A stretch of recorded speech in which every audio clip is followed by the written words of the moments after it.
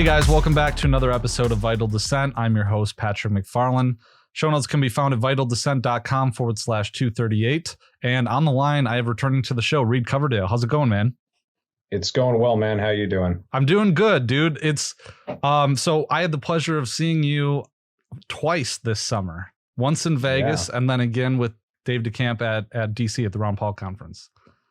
That was those were both amazing times. We were accompanied by a lot of fellow anti-war enthusiasts in both locations. We had basically the whole Libertarian Institute out in Vegas, and then we had Eric Jackman and Adam Fitzgerald and Dave DeCamp with us in DC. So it was a fun time, man. A lot of good discussions.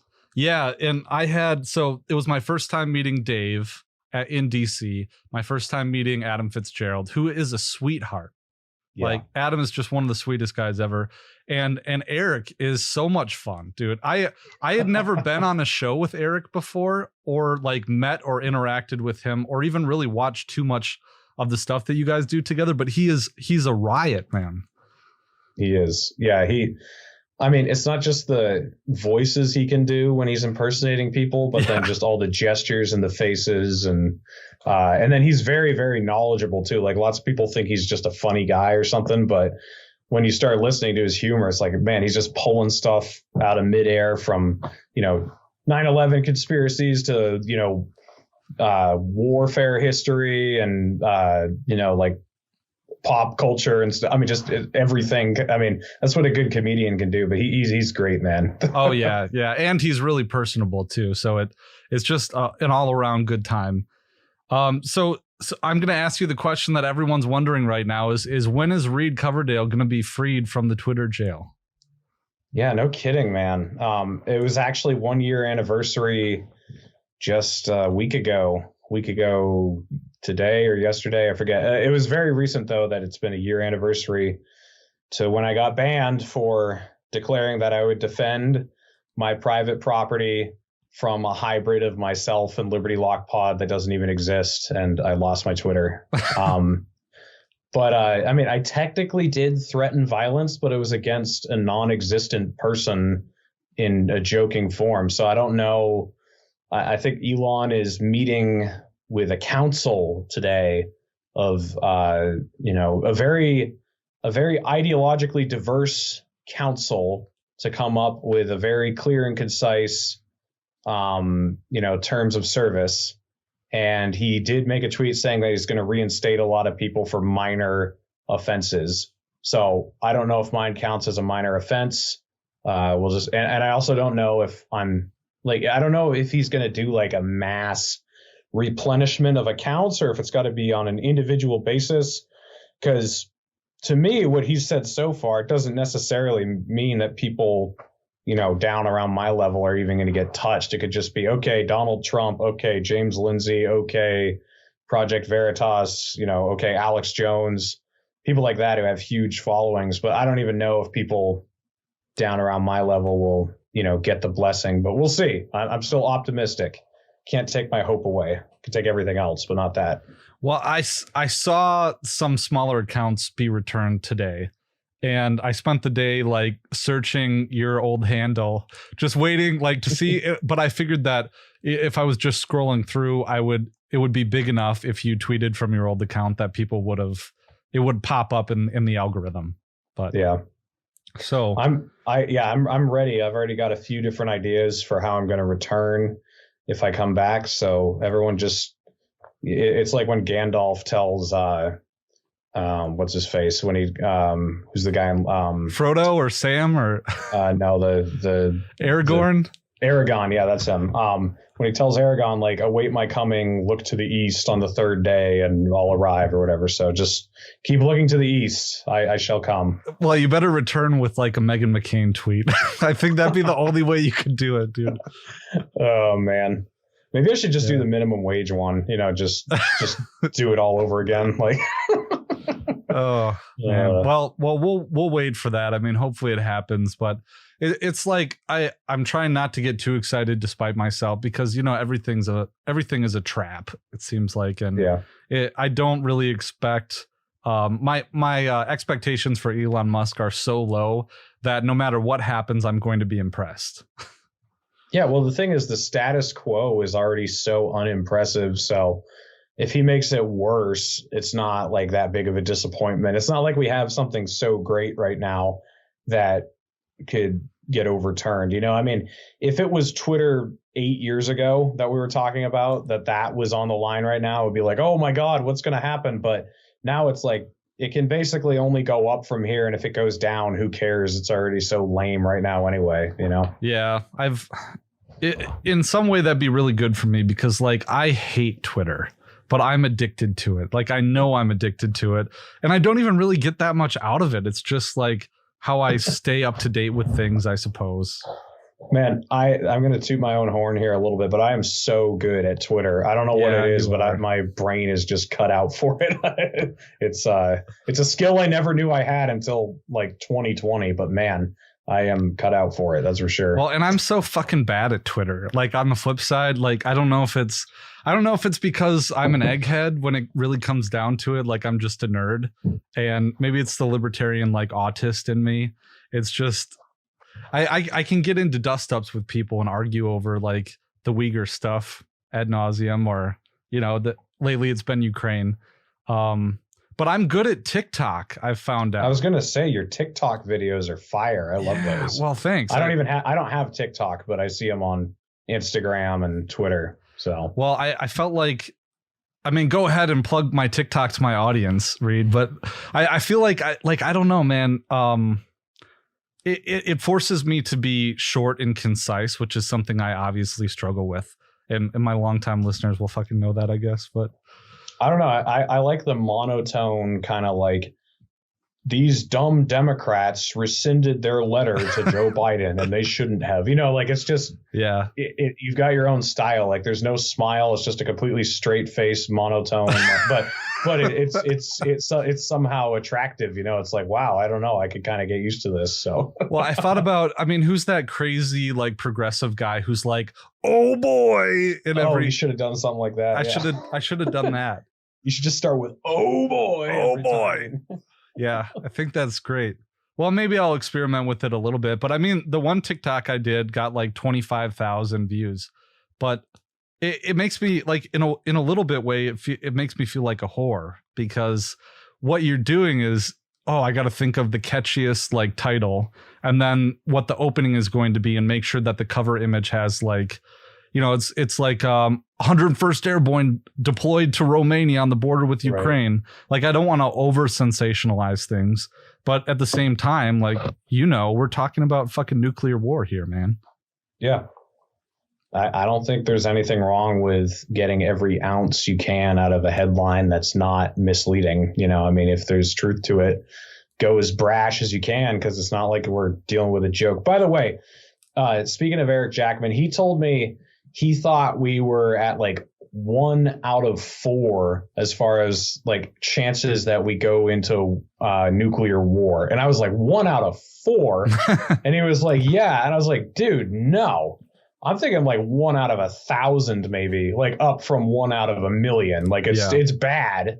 Like 1 out of 1,000 is still terrifying that there's 1,000% chance that we go into nuclear war. But 1 out of 4, I was like, dude, no. If it was 1 out of 4, I'd be digging a hole out in the backyard and like making a frickin' bunker or something. But like in some way, I feel like I mean, of course, there is some truth to mutually assured destruction, right? And this is the biggest complaint we would get about Scott's book when we at Vegas, right? Because there'd be all these people that came up and they'd be like, well, you know, the nuclear proliferation really caused peace in the last 100 years. I'm actually one of those people that we got to get into this a little bit. Oh, good. Okay. Yeah. Yeah.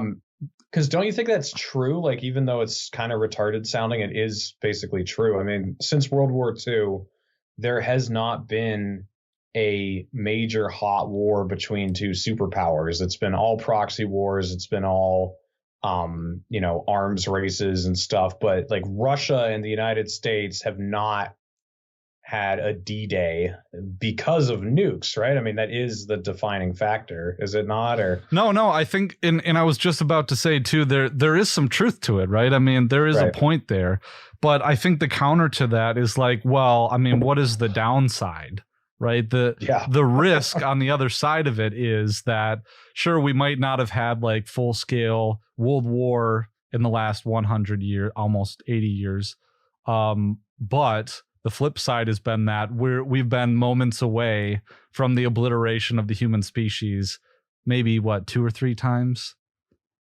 Yeah.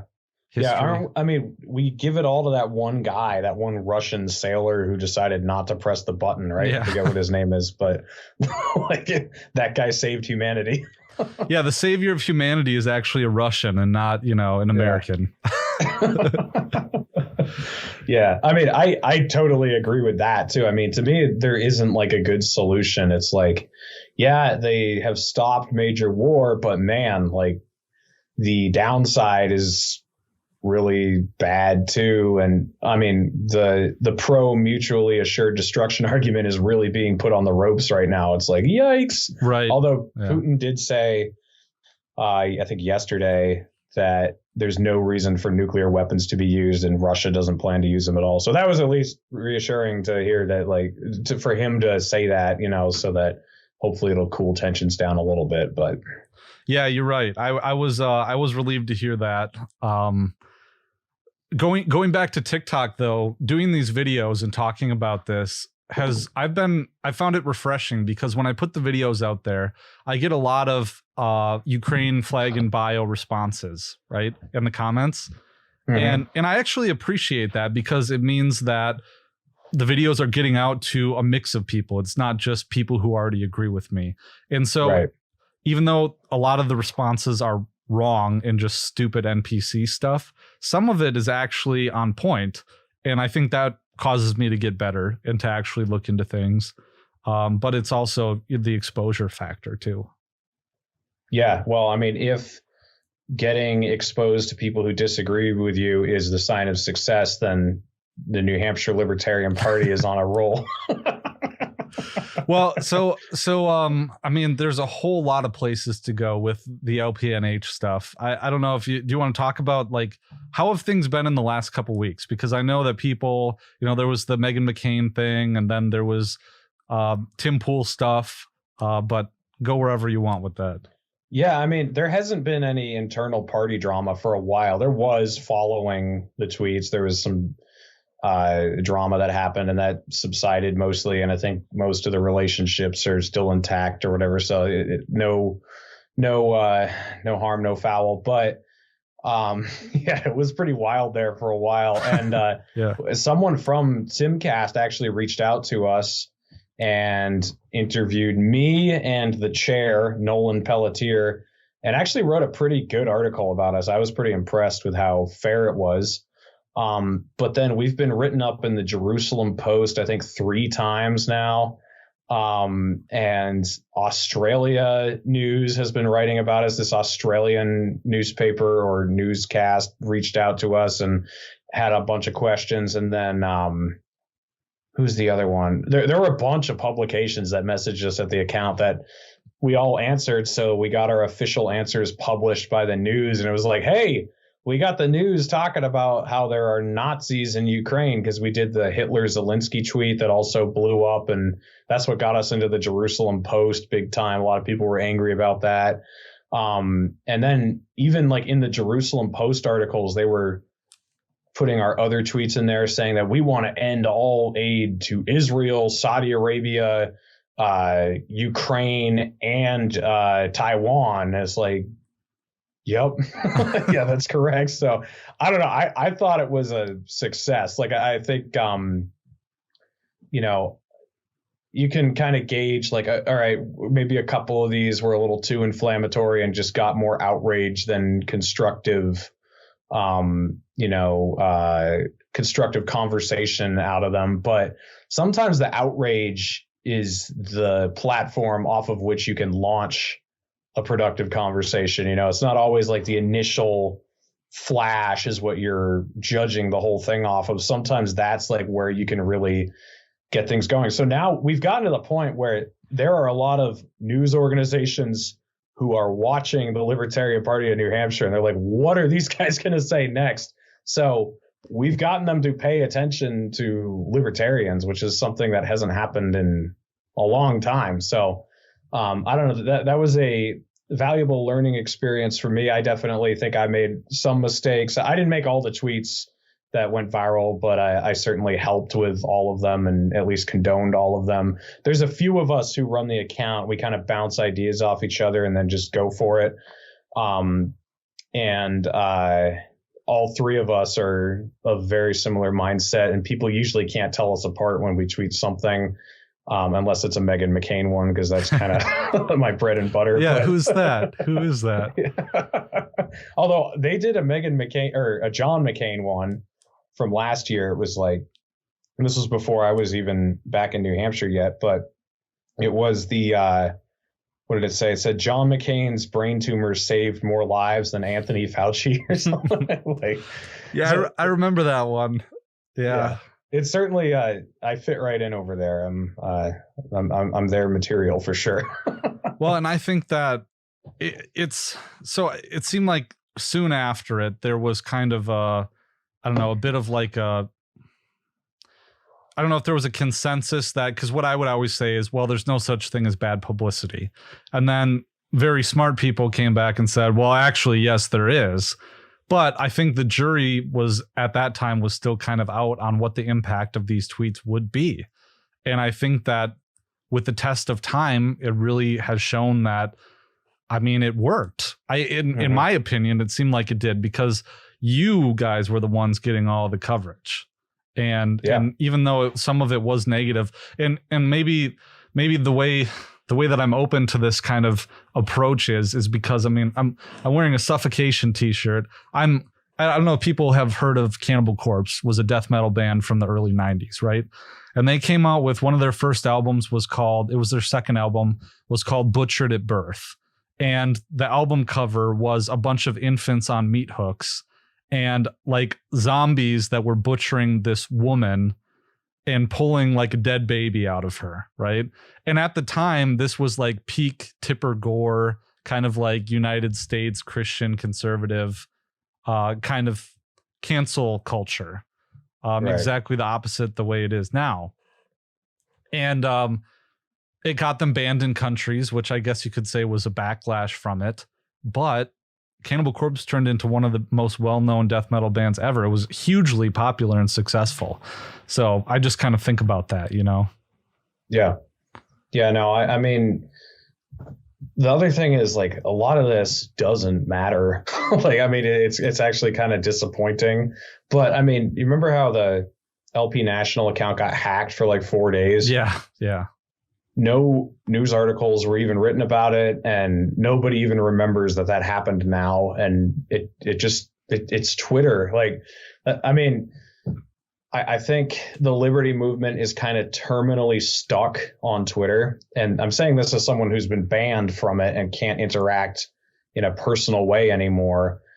A lot of people would do well to get banned off of Twitter for a few months and like not hear about all the chaos that's going on Liberty Twitter, because it's so manufactured and fake and unimportant. Something that really made me realize this is I had Mark Victor on my show a couple days ago, and I told him, all right, right at the beginning, I was like, we're going to address the elephant in the room. You got to explain your age of consent comment to people who have just seen the clip. And he said, I didn't even know what you meant by we have to address the elephant in the room. I didn't know that's where you were going with this. Right, yeah. And so then I actually went and Googled Mark Victor, Arizona. You got to go through like 10 pages of results before you find anything about his age of consent remark. But it was this clip on Liberty Twitter that just got shared around so much. And we had this artificial outrage, amongst ourselves or whatever, when in the real world, this doesn't matter that much. And I just feel like we're a slave to that on so many levels, like when the clip of Dave saying the 12 shots deep thing came out or whatever, from a show he'd done a couple years ago, like such a big controversy on Twitter, or like Tom Woods with his ex-wife, or like any of these little things that happen, like they're the biggest news ever on Liberty Twitter, and everyone's just gossiping about it. If you don't have Twitter, you don't know anything about this. Even if you're like way into the news as far as like what's going on in Russia or what's, heating up in the Pacific with, Taiwan and the South China Sea and all that. Like, even if you're like paying attention to all the news stories and, the economy and inflation and everything, if you don't have Liberty Twitter, you don't know about any of this bullshit that's going on. And even me, because I'm like tangentially attached to Liberty Twitter, but it's different not having an account anymore. Like, there's not the personal investment anymore, like the personal comments that have to be made. And it's really like helped me with my mental health, I think, over the last 6 months or whatever it's been that I haven't had Twitter. So I don't know. I think people would do well to, log off occasionally and remember that the things that we think are important because we interact in that space really, really don't matter. Yeah, I guess. No, I'm jealous because like I know I would save so much time even throughout the day if I didn't have Twitter anymore. But it's like when I deleted my account when I took a break from the show right before COVID happened, and I missed the first like 9 months of COVID, and it was awesome for my mental health. But I had like 4,000 followers at the time, which really isn't a lot. But now that I've come back, I've been stuck at like 2,200 or something. And I guess that's, so you deleted your account and you had to start over, or basically. But the time off was incredible. Yeah. And then coming back, I mean, it's nice to be plugged in. I like to know what's going on, but it really, like, the costs outweigh the benefits for sure. But I think that connects to something else I wanted to talk to you about, which is basically like making inroads on like single issue coalitions kind of stuff. And I know we were talking before the show a bit about how, I mean, part of the reason why I switched to Vital Dissent from Liberty Weekly was to get out of the libertarian bubble, because I did feel like I was a little limited by that. Mm-hmm. I mean, basically I'm the same person, but I'd really like to make an effort, and I think we're going to see this in the coming months, to reach across the aisle and connect with like awesome anti-war activists who are not libertarians. And I think that another part about that maybe you can go off about is a lot of people assume that libertarian allies naturally with the right. And to an extent, I think that's true. But I think we're discounting all the incredible anti-war activists on the left, who in many ways are much better than those on the right and more numerous and have larger followings. Yeah, I mean, I am typically more impressed with left-wing anti-war voices than libertarian anti-war voices. I mean, there are a few people who are like Scott Horton who just really, really hate war. Like Scott, you can just tell he hates it, right? Like he just passionately hates the warmongers and the war machine. And you don't see that from a lot of libertarians. Like Dan McAdams is another one where you can tell he just has a visceral hatred for it. But a lot of libertarians, it's almost like they're just pissed that we're spending money. It's just like, yeah, man, these are really wasteful wars. I'd really like it if we could kind of tone it down or whatever. And then a lot of the left wingers, or pretty much all of them that are legit anti-war left wingers, so none of the ones in Congress, obviously, they don't count. Yeah, we're talking about like Caitlin Johnstone, Abby Martin, people like that.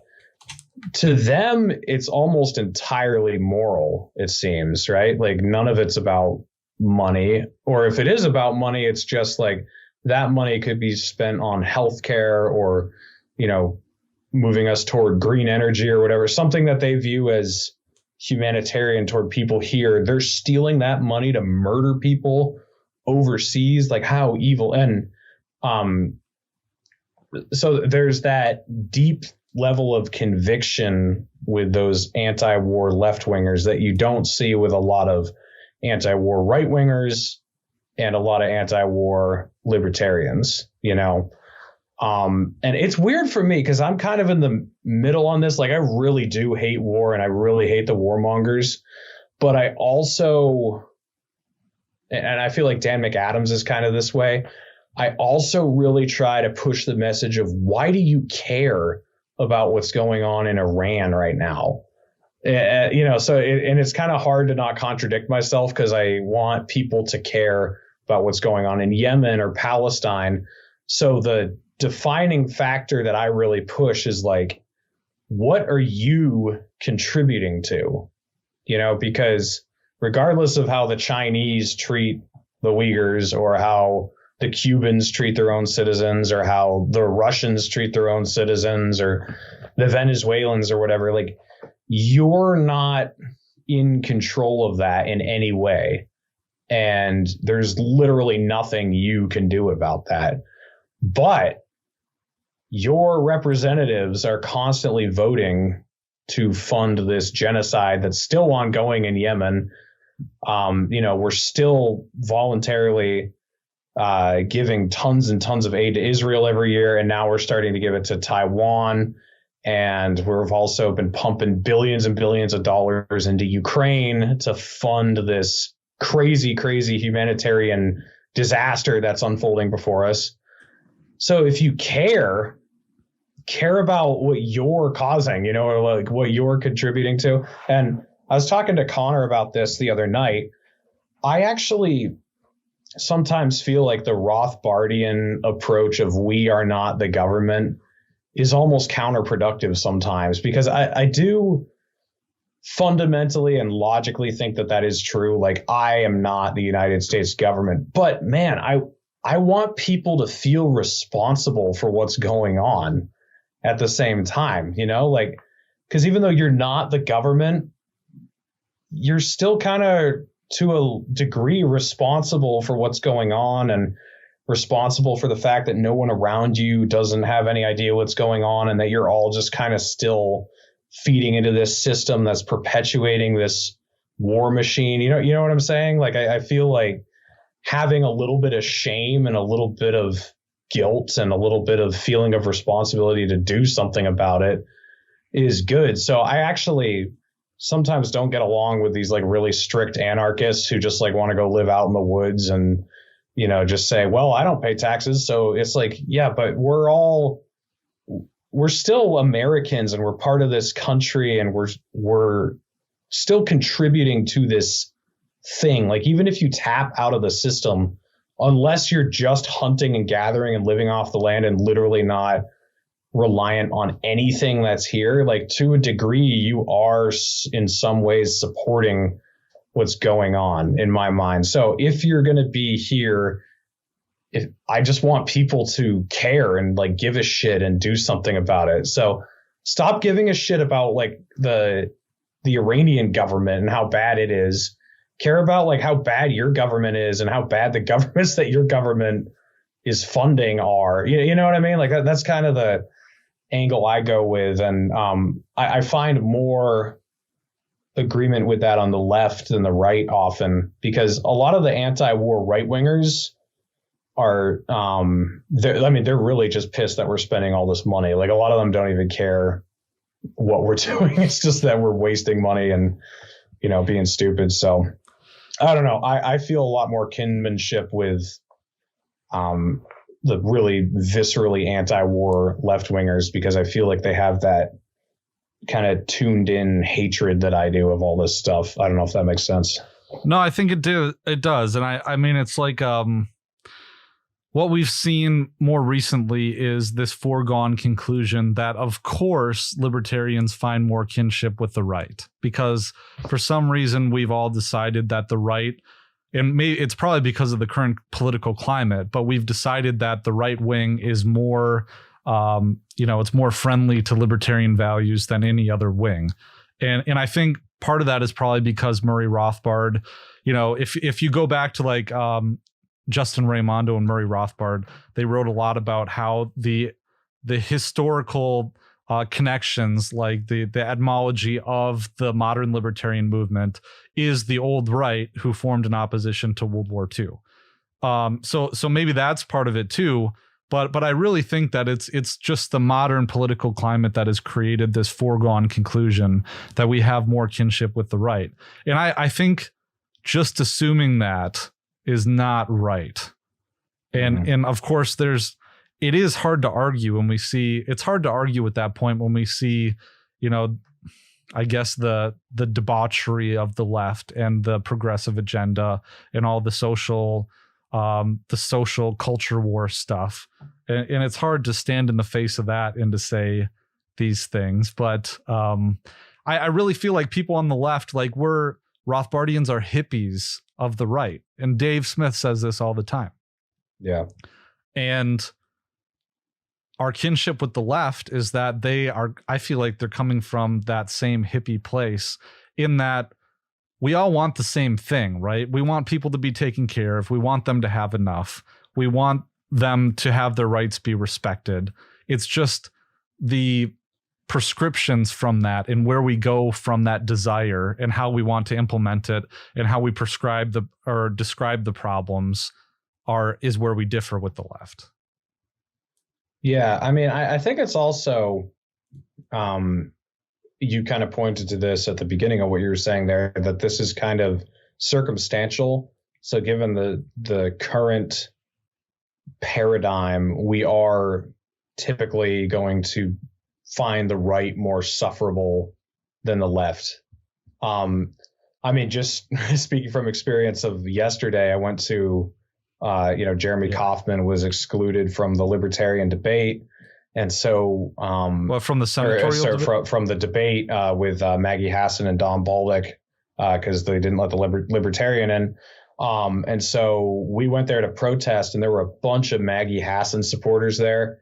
And then there were some Don Baldock supporters, and the Maggie Hassan supporters were literally just chanting, Maggie, Maggie, Maggie, just this mindless, stupid droning. And, so they were just kind of vicious and stupid. And so we were really mean to them back. I mean, we were kind of purposefully. But then the Baldock guys that were there were kind of chill, and we actually just talked with them. And so culturally right now, it's a lot easier to talk to people on the right just because of how flaming hot the culture war is. But when I did start talking to the people on the right, they were like, I kind of like libertarianism, I think, but, I just have some disagreements. So I tried to build a bridge. I was like, well, I really appreciated that Donald Trump sat down with Kim Jong-un. I think that was great. And then the guy was like, yeah, and the fact that he had a tough badass like Mike Pompeo with him, who would really back up anything that Donald Trump said with threats of violence, that's what really made diplomacy work. And I was like, and then he's like, the peace through strength. And I was like, well, depends on what you mean by peace through strength. I think it shows a lot of strength to be willing to negotiate and come and sit down at a table with your adversaries, like Donald Trump did with Putin, like he did with a lot of people. And so I was trying to kind of feed into Trumpism and like showing the good parts of it and trying to build a bridge. But then they kept saying, yeah, well, what was good about Trump is he probably told Putin that he'd nuke Moscow if he tried to invade Ukraine. The old Tim Pool line. That's the old Tim Pool line there. Yeah. Welcome to the portion of the show where I tell you how you can help support this content. The best way to do that, guys, is to go to libertyweekly.club. Yes, I haven't changed the URL yet, but this is my membership website that also functions as a newsletter. So if you go to that website, libertyweekly.club, hit the subscribe button in the upper right-hand corner, and you can subscribe for the free newsletter, and I send out a lot of free content. However, there is a section in those free emails that is premium, and that premium section includes early access to my episodes, access to bonus episodes, and preprints of my articles before they're published at the Libertarian Institute or other outlets. So again, go to the website, hit subscribe in the top right hand corner, and sign up for that email list. You go through the page here and you can see all the content that I've set out in the past. There's a whole bunch of it, guys, and you get access to those previous emails that have gone out as well. Another way to help support me is to go to vitaldescent.com/stitchfix and sign up through my link there. You'll get $25 off your first order, and I will also get a $25 credit. Guys, I use this to buy my wardrobe. I'm a father of 2. I have my own business. I do this, and I don't have time to go shopping. Can't haul the wife and kids around to have a leisurely shop for myself to pick these clothes. So what Stitch Fix does is that they pick the clothes for you. They send them to you in fixes, and it's really awesome stuff. These are all the pieces that I personally have bought myself. There's a lot of work stuff in there, but there's also casual stuff. I got an awesome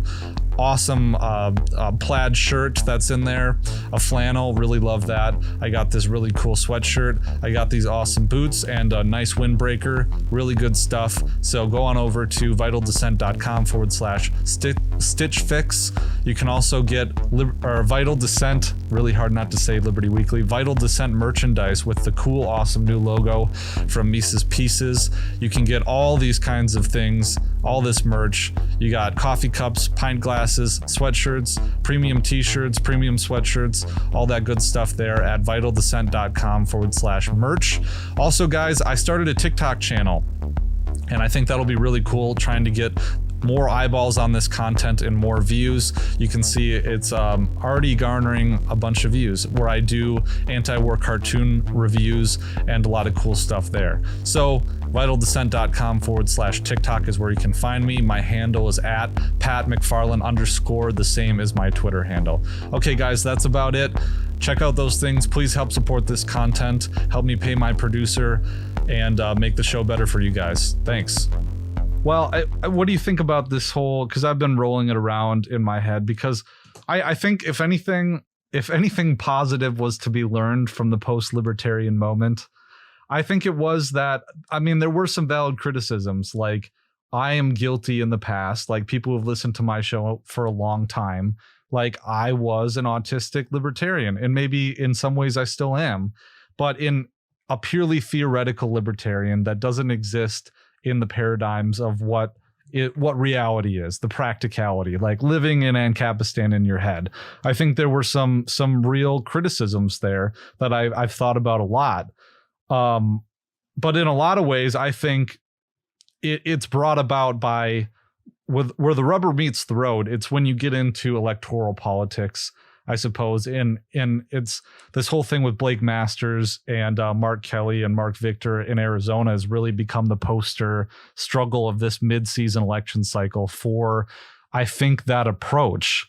But I guess even the people who would go in and say support the libertarian candidate, they're still working within the electoral politics framework, whereas many ANCAP, pure ANCAP or agorists or voluntarists would completely forego politics altogether. Yeah, I mean, I feel more compelled to be involved.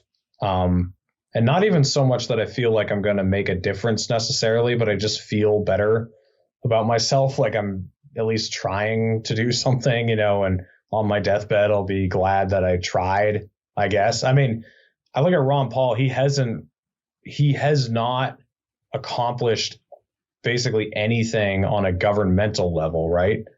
I mean, everything's gone the opposite way. The government's bigger. We're spending more money. The wars are continuing. But you look at his legacy he left behind and all the people who were inspired by him. And I want to be that way. And I feel like just sitting out in the woods and, having a farm and never interacting with anybody and just trying to get off the grid as much as you can. I'm not knocking it, like that's fine, but it's just, I mean, that's what you got at the end of your life. I'd rather have a legacy I could look back on. And, when it comes to practicality of, voting for the lesser of two evils or voting libertarian, I just don't vote for evil. Like I've never been compelled to vote for evil. Or I shouldn't say never. I never feel that anymore, to be compelled to vote for evil. I certainly have in the past. But really it started with the Donald Trump, Hillary Clinton election. everyone was telling you, like, if you vote for Gary Johnson, you're just throwing your vote away. And to me, if I had voted for either Hillary or Trump, that would have been throwing my vote away, because it's just such an unprincipled, dirty thing to do that I never would have felt good about afterward. I mean, I had reservations about voting for Gary Johnson even, and I don't care anymore. Right. But I was kind of like, I don't know about this. So but voting for either of the other two, like, I never would have felt good about that. And I've always felt that way since, same with Jo Jorgensen. Like, I didn't feel that great about her either. But voting for Biden or Trump, it would just been like, that would have been a throwaway vote for me. But I'm not a purist either at the same time. Like, I think there are people that I can disagree with who aren't evil. Like, I don't think Tulsi Gabbard is evil.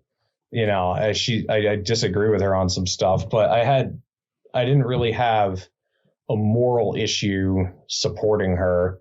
And then, there would be some conservatives I could feel that way about, like maybe Matt Gaetz or something like that, like, still sucks on a good amount of stuff, but like, at least he's kind of on the right track with some things. He's really skeptical of the war in Ukraine, and I think he's even good on like Iran. And then he also is pretty good on the war on drugs and stuff. So if they can like convince me that they're not evil, that's sometimes enough for me to be like, okay, I can get behind this person. But like this Senate race that's going on here in New Hampshire, Don Baldick or Maggie Hassan, like, I can't vote for either of them. I wouldn't feel good about it. I'd not vote or vote, Jeremy Kauffman. And there was a Republican who was running in the primary that I did vote for in the Senate. His name was Bruce Fenton. And I absolutely would have voted for him if he won. So I'm not against voting Republican. And I'm not even against voting for like a kind of conservative Republican or a kind of liberal Democrat if they're not evil, like that's kind of what it is. Like, I mean, but most of them are evil. So why vote for them? That's just how I feel about it. But well, this has been hard. I mean, in Wisconsin, right? You have Senator Ron Johnson, who is up for re-election, and I have a lot of mixed feelings about Ron Johnson. I mean, I'm not going to sit here and pretend he's not a military industrial complex guy. Like, I think he's on a very important. He's the chair of a very important, I think, like the Security Council. Not the Security Council, but one of those other councils. But he's a big supporter of the war in Yemen. Oh, nice. But at the same time, he's voted against Ukraine aid, I believe. I tried to look into it. I think he is. He has been the biggest person, aside from maybe Rand Paul, in Congress who's tried to recognize vaccine injuries from the COVID vaccine. And he had big seminars where he brought COVID vaccine injured people in to testify in front of the cameras, and got news coverage for it. And there was one other big thing that he had done. So it was really a mixed bag. And it's like, well, I don't even know if there's a Libertarian Senate candidate in Wisconsin, but to that end, I mean, I've done a lot of soul searching, like in the last month, trying to think about, and it came to a head with this Tim Pool stuff, because people who listen to my show know that I've been scorched earth with Tim Pool in the past. Mm-hmm. And now that the, people in the Mises Caucus are really getting to be friendly with Tim Pool and going on his show, and he's really truly is giving them a voice. I mean, there's no denying that. And he doesn't have to do that either. It's a question of like, are you so pure that you should blast someone and like go after them and demonize them? Or do you still not agree with them, but you get closer to them and hope that you can influence them to be better? I think it's the second one. I've got zero issues with people becoming friends, right? And with people going on platforms. I mean, if I actually might end up on Tim Pool eventually, because after we did that article, the guy said we should have you on the show sometime, and I was like, sure. I would not go on there and be an asshole, but I also would not pretend to be something I'm not, and I wouldn't have any misgivings that Tim Pool is the same thing as me. You know, like that's to me where the kind of the BS meets with the, you know, with real world. Like, I think I think you're actually going to be more impressive to people if you obviously stand for something than if you're like trying to tiptoe around something. So I feel like with Tim Pool and with, you know, anybody that we're becoming friendly with, we should just be absolutely stalwart in our beliefs and, you know, still treat them like humans, but not, you know, basically not fillet them, I guess. Like, we don't need to do that. Yeah. Like, we could just be, ourselves. And I mean, that's what Ron Paul did. You know, Ron Paul didn't pretend at all. In South Carolina, during the Republican debate, he told everyone that we should legalize heroin. You know, I feel like that moment for Ron Paul is, you know, if that happened today, it would be a different thing because the Overton window's in a different spot. But if we were talking about something else that was really controversial like that, a lot of people would be like, oh my God, this guy's like ruining the libertarian movement. We need to like get rid of this guy. We can't have this guy as our figurehead. We can't, you know, have this guy running or whatever. That was kind of what he did. Like he did it in a smart way. He didn't do it in a stupid way at all, but he said something that made him no friends. But at the same time, a lot of people suddenly had respect for him that he would actually say something that kind of nuts at the debate. And the same thing with the, you know, the Giuliani moment. Like, that was not going to make him any friends doing that, but it was going to give him eternal respect from a lot of people who would still disagree with him. And I feel like we're in the same place with the China Hawk boomer cons now. Like, they're the ones who are more likely to listen to us at all. But if we basically convince them that we're sort of the same thing as them, why are they going to even bother listening to us or support us if they already have an established party and movement that has legitimacy? Like, if the America First MAGA movement has candidates and has ideas and principles that they can get behind that are already well established and they know they can win, why would they give us why give us the time of day when the moment comes down to it? So in my mind, it doesn't make any sense to try to placate them at all. So there's a difference between being shitty people to them and, you know, telling them, no, you're wrong about this, and this is bad, and this is stupid, and this is why it's stupid, and just correcting them. So I don't know what do you think about that? No, I totally agree. I think, you know, in a lot of the thinking I've been doing about this, I've really thought to change my approach to things because, I mean, I had an exchange with Tho Bishop on Twitter that got rather heated. And it was because I called out Marjorie Taylor Greene about basically supporting democracy in Taiwan and saying that she's a hypocrite because she was out there criticizing Nancy Pelosi's visit. But it wasn't the underlying policy that she disagreed with. It was just partisan hackery, in my opinion. Sure. And I guess I shouldn't discount the fact that maybe libertarians could approach Marjorie Taylor Greene and be someone who is, you know, try to convince her to be better instead of, I shouldn't have called her a partisan hack just then. But I mean, what I think she said about Nancy Pelosi visiting Taiwan was a partisan move. It wasn't because she has a principled stance on Taiwan. And Tho was saying, well, I mean, Marjorie Taylor Greene is one of the best allies in terms of, well, she's one of the best foreign policy. She's in the House, right? She's one of the best foreign policy Congress people that we have, which the bar is really low. So if the bar is as low as it is, sure, I agree with that. Yeah, I was going to say, I agree with his statement there. It is pretty low, but I think he's right. But I can disagree with her without going scorched earth and making an enemy of her. And I think that I think Tho is wrong about China, but I think he's right about that and how to influence people for sure.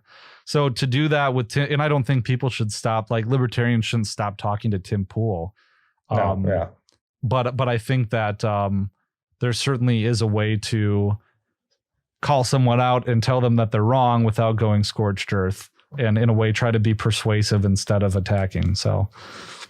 Yeah, I mean, I saw Angela McArdle tweet something out when Dave was on his show, when Dave was on Tim Pool's show, and it was like, Tim Pool is sounding pretty anti-war right now, and he really wasn't. I mean, he sounded okay on like half of it, but then he was talking about China, coming across the globe, and Dave did push back on him pretty decently in the episode, and I was actually like pounding my fist on the table, like, yeah, Dave, yes, tell it. Like he was almost like laughing in his face about how stupid he was being. And so Dave took the right approach there, where I think Angela was taking the wrong approach. Like, Angela, you don't need to tag Tim Pool and tell him he sounds super anti-war when he doesn't.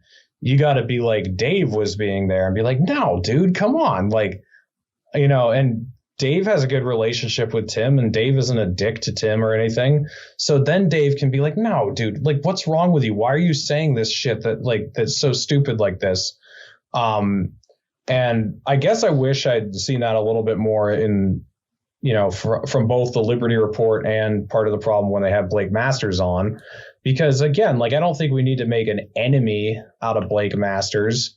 But I do think we can't pretend that he's one of us, I felt like the presentation for both of those episodes was just like, this guy's great, isn't he? And like, almost like they were trying to sell him to us. And it was like, no, I don't really think he is, because even when he's in your environment, he's not really giving satisfactory answers to these questions.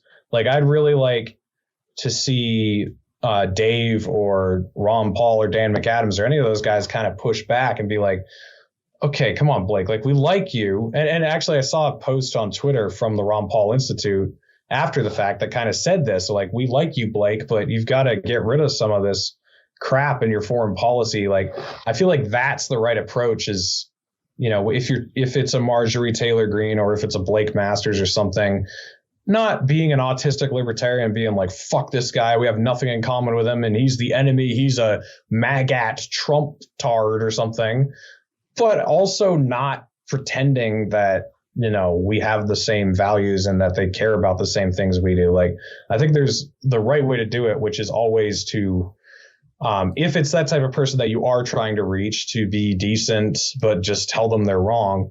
And then if it's the Maggie Hassan supporter just screaming in your face or like, fuck those people you ridicule, and, it's true. And it's like when you of course, we're both young guys. We got a lot to learn and life experience to be had and mistakes to make and things to learn from. But one of those skills, and the skill that it takes a lifetime to learn, and then you still sometimes don't make mistakes still, is knowing which are the ones to blast and which are the ones to be persuasive to, and how exactly to go about that.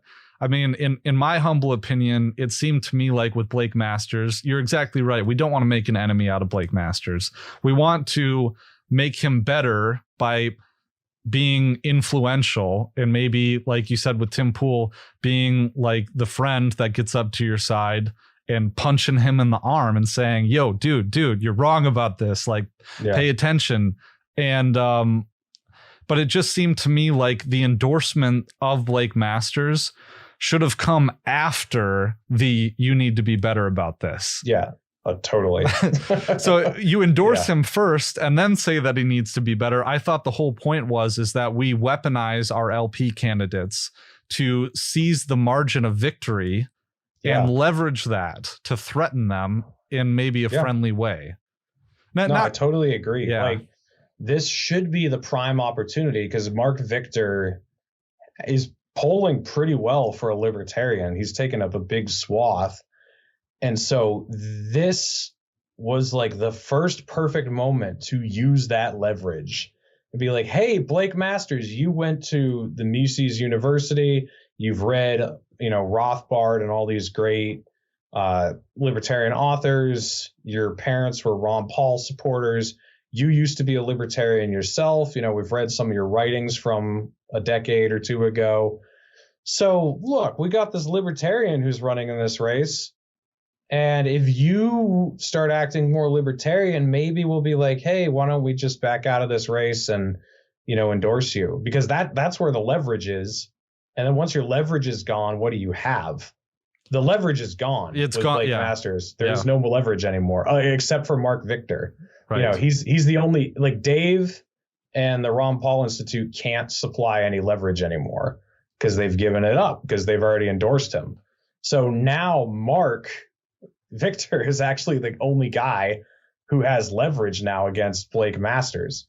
And so I actually hope he doesn't drop out. And I hope he, the thing is, like, I had him on my show and I was like, dude, he couldn't even commit to saying we should leave NATO. Like, he's like, well, I'm not pro NATO or anti NATO. I'm pro peace. And when I was asking him about Ukraine, he's like, well, ideally we'd have like a private military. And I was just like, dude, not now. Like, those are for like libertarian classroom conversations when you're talking about theory. This is a Senate race. Like, we need to talk about like hardline real world facts that we can deal with.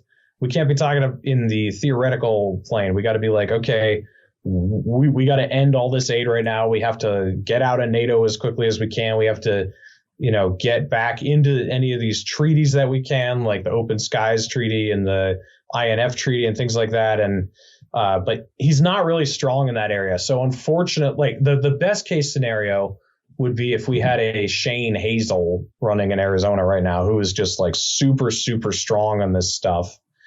And he could really be leveraging Blake Masters and saying, look, man, like, I shouldn't have to be here, basically. You should be saying the stuff that I'm saying, and then I wouldn't even have to be here anymore.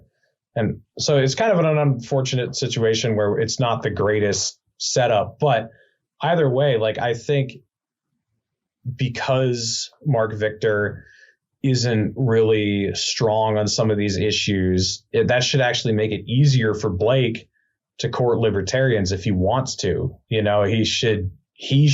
If Mark Victor won't say we need to leave NATO, Blake Masters, why don't you say it, man? Like, come on, like, that's a wide open door right there. You'd probably get libertarians to stop supporting Mark and vote for you if you said something like that, like, so I don't know. I thought that was the whole point of the Mises Caucus takeover, was to have good libertarian candidates who will leverage the Democrats and Republicans, and say, look, if you want our support, you have to knock this shit off. You have to stop supporting the drug war. You got to stop, whatever single issue it is that we can get them better on. And, I think in some rare cases, it's not worth running a libertarian. Like, if with Rand Paul, I think that would be kind of dumb to run a libertarian. And I don't think it would ruin Rand, because Rand would just get all the libertarian support anyway. But it would just be a stupid waste of money and time to run a libertarian candidate there. But when it's Blake Masters, it's like, to me, he's more of like a Ted Cruz figure than a Rand Paul figure from the positions he's laying out, at least. Because Ted Cruz would probably say a lot of the same things. Like, Ted Cruz would probably say we shouldn't have endless wars. But that's such a vague, easy statement to make when it comes down to, like, okay, what do we do with this specific instance? Like, what would you do? And I don't know. I wasn't satisfied enough to give him an endorsement. And like I said, I think the leverage is gone for a lot of people now. So it's kind of down to Mark, whatever he ends up doing. Yeah. And a couple notes on that. Like, first off, I think if you were going to play the leverage card, you would need Mark Victor on board from the beginning. And I don't know if they had that, but there could have been, with as much love as I have for Dave and for Ron Paul, of course, there could have been hey, Blake, we'd love to endorse you, but you need to get better on this, and we need some assurances for it before you come on our show and we endorse you. And on the other side of that, I mean, there was no talk about the things that are really questionable with Blake Masters. Like, What's his connection to Peter Thiel? I mean, isn't he the CFO of Peter Thiel's? He's some kind of executive officer of Peter Thiel's venture capital fund. And Peter Thiel is a huge military industrial complex contractor, supplier. And Blake Masters, a lot of this has to do with border security and surveillance and all this military industrial complex intelligence activities that are very questionable. And there's no exploring of that background or hard questions about Israel or things like that. And to, the Ron Paul Institute's credit, Daniel did fire back. And we know where Daniel stands. Oh, yeah. We know where Ron Paul stands. Yeah. And Dave. And Dave, too. Yeah. And we know where they're at, And so... it's not a question of their... It's not a question of their character or who they are. Of course. It's the question of who Blake Masters is. And, you guys are the tools who have to, extort him, basically. And they just didn't really. So, yeah.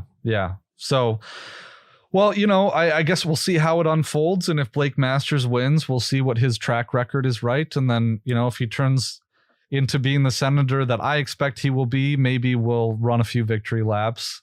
But hopefully that doesn't happen because it means that we would lose and things would be terrible, more terrible than they otherwise would be. So hopefully he gets in and he's a great senator and he's everything that, Tho Bishop and other people say that he is.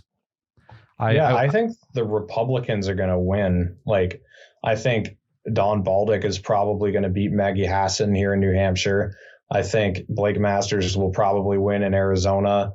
I think, definitely Oz is going to beat Fetterman. Did you watch that? I saw the highlights.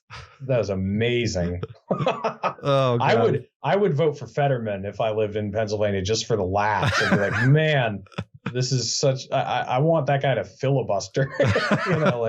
I don't feel sorry for him at all because if you're going to run for Senate, like, any disabilities you have that are impairing your ability to run for Senate, those are totally up for review and totally up for calling out and mocking you for. If you were going to run, if you were going to apply for a job where you had to row a rowboat and you had one arm, you're going to be discriminated against because the job requirement is that you have two arms so you can row a boat, you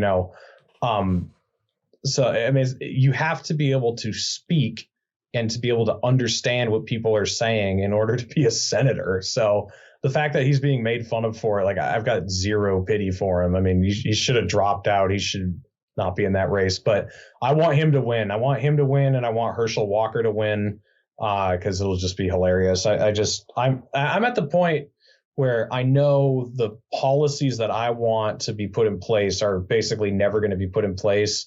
So I'm just about maximum chaos and entertainment, in the meantime. So Fetterman, Herschel Walker, let's go. Let's see it happen.